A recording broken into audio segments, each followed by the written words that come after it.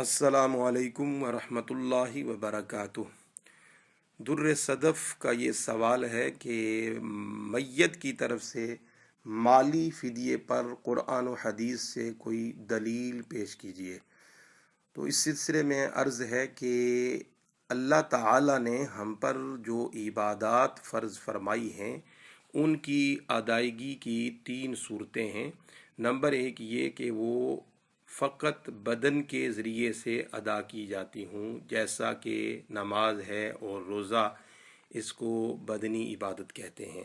Number 2 کہ وہ مال کے ذریعے سے ادا کی جائیں، جیسا کہ زکوٰۃ ہے، اس کو مالی عبادت کہتے ہیں۔ نمبر 3 مال اور بدن دونوں کے ذریعے سے وہ ادا کی جائیں، جیسا کہ حج ہے اور اس کو مرکب عبادت کہتے ہیں۔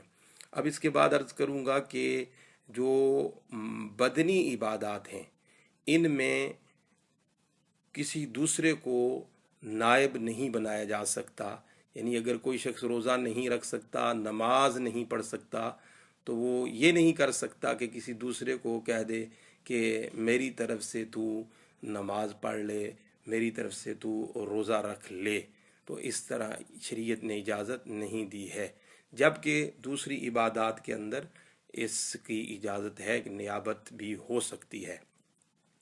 تو اب روزہ اگر کسی نے کسی وجہ سے نہیں رکھا ہے یا نمازیں کسی وجہ سے اس کی مس ہو گئی ہیں اور وہ دنیا سے چل بسا، تو شریعت نے ان روزوں اور نمازوں کا فدیہ دینے کی اجازت دی ہے، اور وہ یہ ہے کہ ہر بندے کے ایک روزے کا فدیہ 1 مسکین کا کھانا ہے، یعنی 2 کلو 50 گرام گندم، اس کا آٹا یا اس کی قیمت ادا کر دی جائے۔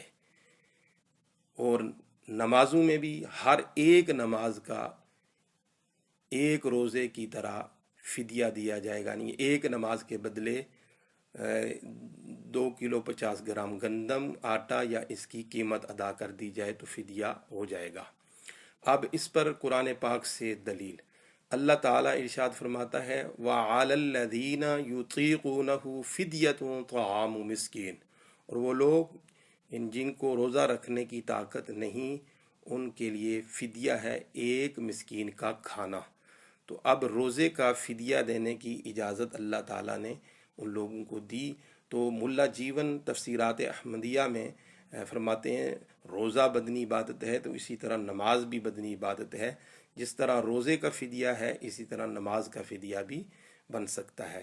حدیث پاک کے اندر حضرت ابن عباس رضی اللہ تعالیٰ عنہما روایت کرتے ہیں کہ کوئی کسی کی طرف سے نماز نہ پڑھے، نہ روزہ رکھے، لیکن اس کی طرف سے ہر دن کے عوض 2 مد آدھا سا گندم خیرات کر دے، تو حدیث پاک اور قرآن کی روح سے نمازوں کا فدیہ دینے کی شریعت نے اجازت دی ہے۔